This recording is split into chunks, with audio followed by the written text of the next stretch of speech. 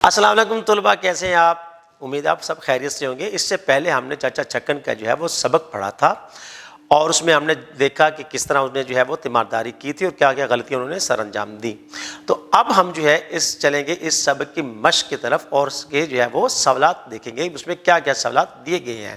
تو چلتے ہیں اپنے سبق کی مشق کی طرف۔ مشق: سبق کے مطابق درست جواب کے گرد دائرہ لگائیے۔ الف: للو کو بخار چڑھے گزر گئے 19 دن، 20 دن، 21 دن، 22 دن۔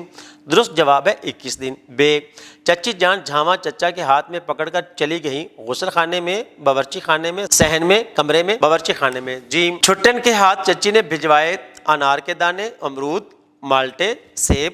درست جواب ہے انار کے دانے۔ ہ: چچی جان نے فارغ ہو کر چچا جان کے لیے بھری چاولوں کی ڈبیا، پان کی ڈبیا، سگریٹ کی ڈبیا، تمباکو کی ڈبیا۔ درست جواب ہے پان کی ڈبیا۔ دال: باورچی خانے میں آٹا گوندھ رہی تھی خالہ، ماما، نانی، دادی۔ درست جواب ہے ماما۔ سوال نمبر 2، سبق کے مطابق درست بیانات کے سامنے ٹک اور غلط کے سامنے کراس لگائیں۔ الف: تیمارداری چچا جان کے بس کا روگ نہ تھا۔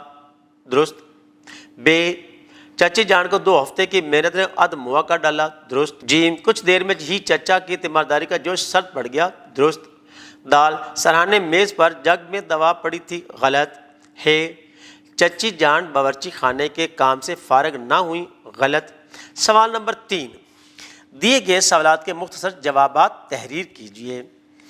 الف: چچا کو للو کی تیمارداری کیوں کرنا پڑی؟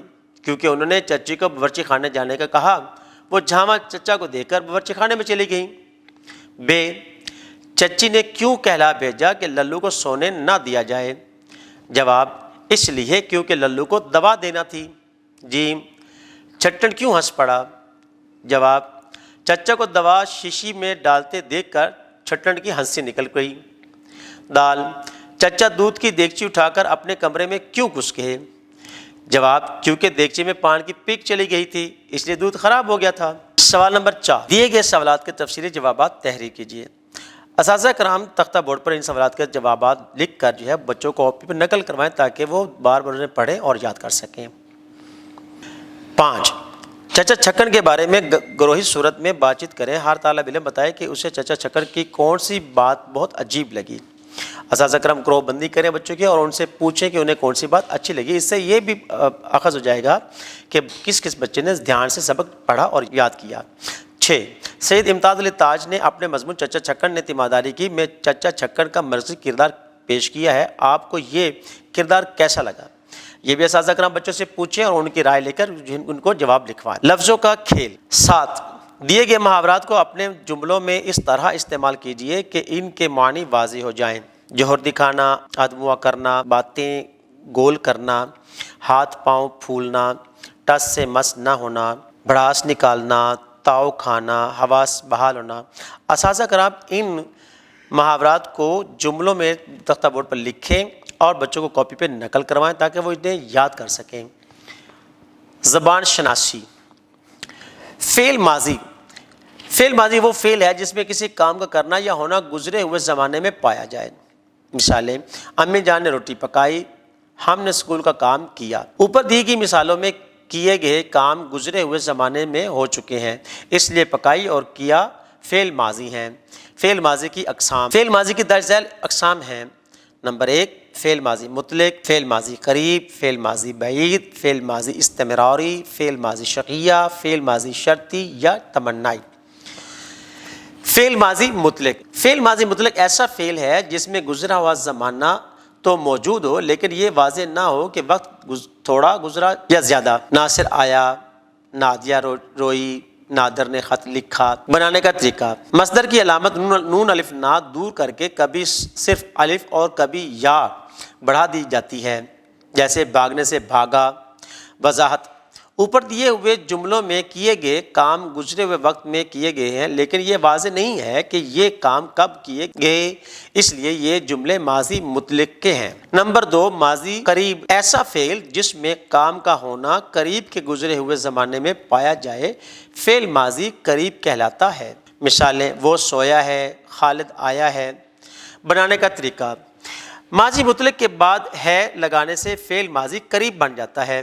وضاحت: اوپر دیے ہوئے جملوں میں کیے گئے کام قریب کے گزرے ہوئے زمانے میں کیے گئے ہیں، اس لیے یہ جملے ماضی قریب کے ہیں۔ فعل ماضی بعید: ایسا فعل جس میں کام کا ہونا دور کے یا کافی عرصے پہلے کے گزرے ہوئے زمانے میں پایا جائے، فعل ماضی بعید کہلاتا ہے۔ مثلا سلمہ نے خط لکھا تھا، میں نے اخبار پڑھا تھا۔ بنانے کا طریقہ: فعل ماضی کے بعد تھا لگانے سے فعل ماضی بعید بن جاتا ہے۔ اوپر دیے ہوئے جملوں میں کیے گئے کام دور کے یا کافی عرصے پہلے گزرے ہوئے زمانے میں کیے گئے ہیں، اس لیے یہ جملے ماضی بعید کے ہیں۔ نمبر 4، فعل ماضی استمراری: ایسا فعل جس میں گزرا ہوا زمانہ بار بار متواتر حالت میں پایا جائے، فعل ماضی استمراری کہلاتا ہے۔ مثلا اکبر پڑھتا تھا، صبا لکھتی تھی۔ اکبر پڑھ رہا تھا، صبا لکھ رہی تھی۔ بنانے کا طریقہ: مصدر کی علامت دور کرنے کے بعد تا تھا یا رہا تھا لگانے سے فعل ماضی استمراری بن جاتا ہے۔ اوپر دیے ہوئے جملوں میں کیے گئے کام گزرے ہوئے زمانے میں متواتر کیے گئے ہیں، اس لیے یہ جملے ماضی استمراری کے ہیں۔ فعل ماضی شقیہ: ایسا فعل جس میں گزرے ہوئے زمانے میں کام کرنے یا ہونے یا نہ کرنے یا نہ ہونے کا شک و شبہ پایا جائے۔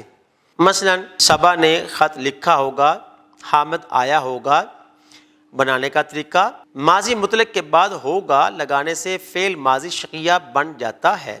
وضاحت: اوپر دیے ہوئے جملوں میں گزرے ہوئے زمانے میں کیے گئے کام کے ہونے یا کرنے میں شک پایا جاتا ہے، اس لیے ان جملوں کو ماضی شقیہ یا احتمالی کہا جاتا ہے۔ فعل ماضی شرطی یا تمنائی: ایسا فعل ماضی جس میں گزرے ہوئے زمانے میں کیے گئے کام کا شرط یا تمنا کے ساتھ پایا جائے، فعل ماضی شرطی یا تمنائی کہلاتا ہے۔ مثالیں: کاش میں پاس ہو جاتا، اگر اصغر تیز بھاگتا تو دوڑ کا مقابلہ جیت جاتا۔ بنانے کا طریقہ: مصدر کی علامت نون الف نہ دور کر کے تا لگانے سے فعل ماضی شرطی یا تمنائی بن جاتا ہے اور ان جملوں میں کاش اور اگر کا استعمال کیا جاتا ہے۔ وضاحت: اوپر دیے گئے جملوں میں کیے گئے کام گزرے ہوئے زمانے میں کیے گئے ہیں اور ان جملوں میں شرط یا تمنا کا اظہار کیا گیا ہے۔ سوال نمبر 8، دیے گئے جملے غور سے پڑھیے اور ان کے سامنے فعل ماضی کی درست اقسام کے نام لکھیے۔ نعیم اسکول وقت پر پہنچا، ماضی مطلق۔ عادل نے دل لگا کر پڑھا ہے، ماضی قریب۔ اظہر نے سیر کی تھی، ماضی بعید۔ ناصر دل لگا کر پڑھ رہا تھا، ماضی استمراری۔ احسن وقت پر اسکول جاتا تھا، ماضی استمراری۔ لڑکا اٹھا ہوگا، ماضی شقیہ۔ اظہر نے ناشتہ کیا تھا، ماضی شقیہ۔ اگر وہ دل لگا کر پڑھتا تو ضرور کامیاب تھا، ماضی تمنائی۔ کاش میں امتحان میں اول آ جاتا، ماضی شرطیہ۔ جی طلباء، ہم نے اس سبق کے مشق کو حل کیا، اس کے سوالات کو حل کیا، ان کے جوابات بھی لکھے اور امید ہے کہ آپ نے سارے سوالات کے جوابات جو ہے اپنے بک پر لکھ لیے ہوں گے تاکہ آپ کو بار بار یاد کرنے میں آسانی رہے اور پھر دوبارہ جو ہے وہ اس کے امتحانات دینے میں بھی آپ کو آسانی ہوگی، کیونکہ ایک دفعہ جب ہم حل کر لیتے ہیں سوال کو تو پھر وہ سوال بھولتا نہیں ہے۔ تو یہ یہاں تک ہم نے جو ہے اس سبق کو مکمل کر لیا، اس کا خوانی بھی کر لی اور مشقی سوالات بھی کر لیے۔ اب ہم ملیں گے ایک نئی ویڈیو کے ساتھ، نئے سبق کے ساتھ، تب تک کے لیے اجازت دیجیے، اللہ حافظ۔